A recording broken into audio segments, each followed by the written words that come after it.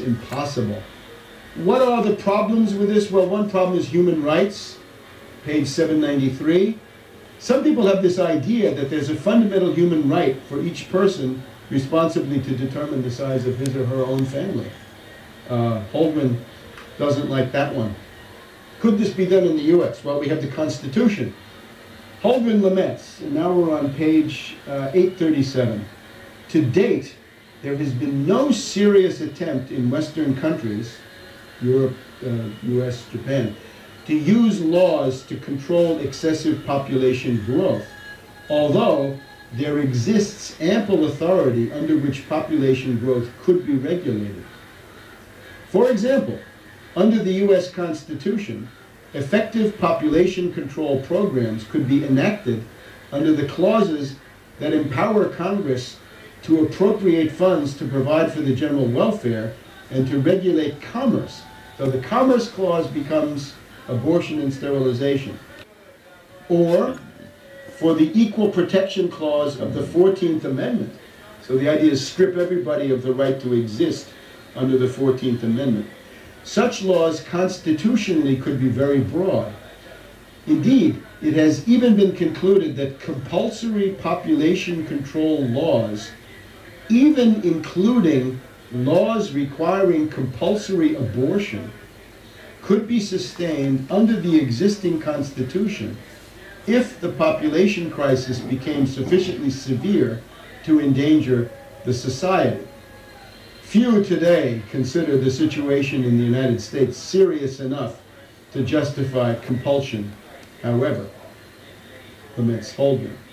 The most compelling arguments that might be used to justify government regulation of reproduction are based on the rapid population growth relative to the capacity of environmental and social systems to absorb the associated impact. The appeal to greed. To provide a high quality of life for all, there must be fewer people, says Holdren. But there are other sound reasons that support the use of law to regulate reproduction. In today's world, Holdren writes on page 838, the number of children in a family is a matter of profound public concern. There is no individual sphere anymore for a Malthusian fanatic. On page 850, Holdren wants to convert to a spaceman economy. It's not the moonshot anymore. This is the idea that you're on spaceship Earth and everything you have with you is a limited resource. So what you've got to do is reduce throughput of raw materials in industrial processes. He quotes a fellow crackpot, Herman Daly, who has suggested a specific mechanism for accomplishing population reduction. Put strict depletion quotas on the natural resources of the United States, meaning that you couldn't use more than 2 or 3% of the existing oil or minerals or whatever it is. Problem with that is, what we found since the publication of Limits of Growth is that the available stocks of most raw materials have grown. They haven't gone down, they've gone up, because you find more than you use. And that, I think, that would be even more clear if this process were not sabotaged. We would want to impose restrictions on the import of manufactured goods. Well, up to a point, but not for Holdren's goals. And there's a big attack on the cornucopians, again on page 851. The American mentality that you can solve things through science and production is something that Holdren wants to polemicize against. And that gets us then to his favorite theme, page 926, the de-development of overdeveloped countries. We've got to stop the less developed countries from imitating the growth path of the developed world. One key to saving world society lies in a measured and orderly retreat from overdevelopment in today's overdeveloped countries. That would be the US. A process we will label, for want of a better word, de-development. So if you thought your living standard was too low, Holdren is here to tell you your living standard is too high. You should de-develop. World government, international controls, the global commons. The quote here is, mutual coercion, mutually agreed upon, the New World Order.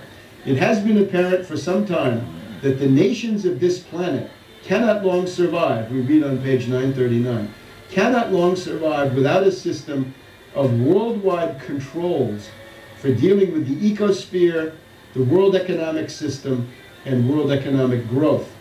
Such a system must be above all capable of resolving national differences. This is the basic conclusion of the distinguished professor of international law, Richard A. Falk, as he analyzed the situation, exemplified by the projections of alternative future scenarios. We might enter a plea here for surrendering some national sovereignty to a world government.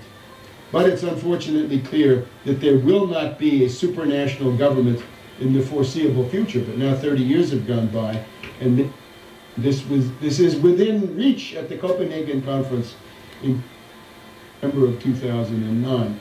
So we get the U.S. Environmental Program.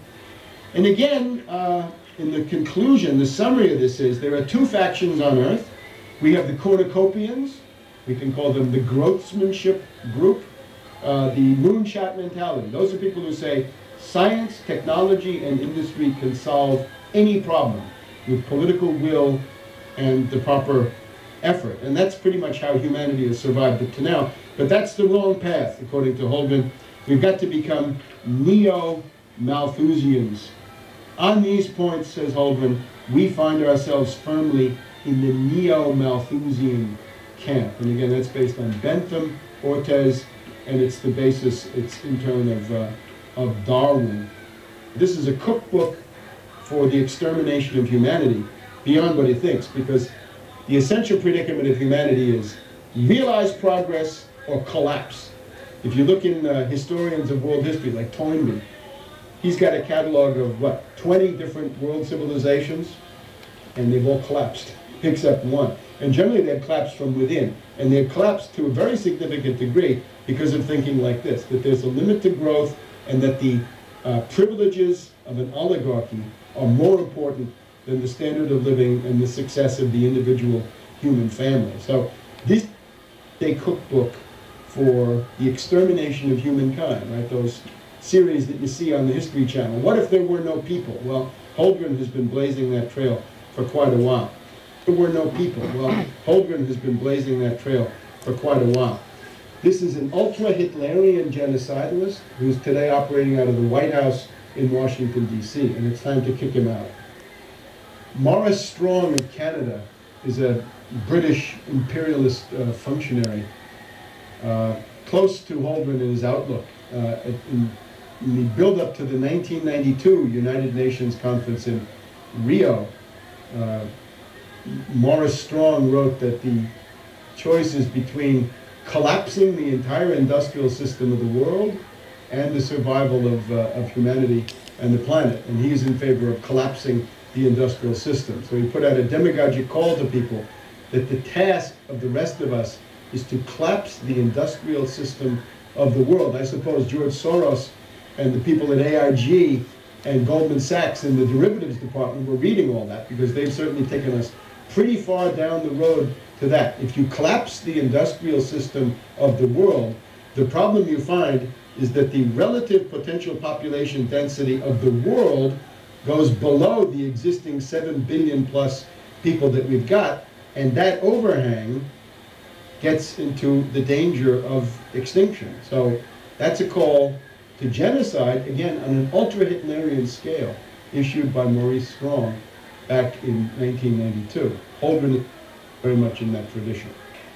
Ehrlich and Holden and their ilk are crackpots, charlatans, and quackademics, in the sense that their method is fundamentally wrong. The predicament of humanity is that at any given moment in time, with the existing technology that you have, you face a finite world of natural resources, except that what you can use as a natural resource is already defined by the technology you have.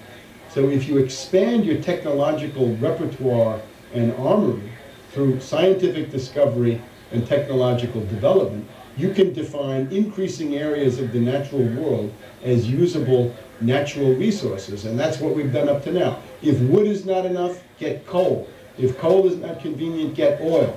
If oil is not enough, get nuclear. If nuclear has problems, get thermonuclear. Look at antimatter, look beyond, and still beyond a horizon that we can't even see at this point. The essential human condition is realize progress or collapse. Advance in science, technology, and industry, or you will soon cease to exist. And that's the fundamental human premise that this lunatic, Malthusian, Darwinian, Benthamite school, Ehrlich, Holdren, and the rest of them deny. The president, I think, has surrounded himself with some of the most brilliant choices. Dr. Holdren, I don't want to embarrass you, but I sometimes refer to you as walking on water.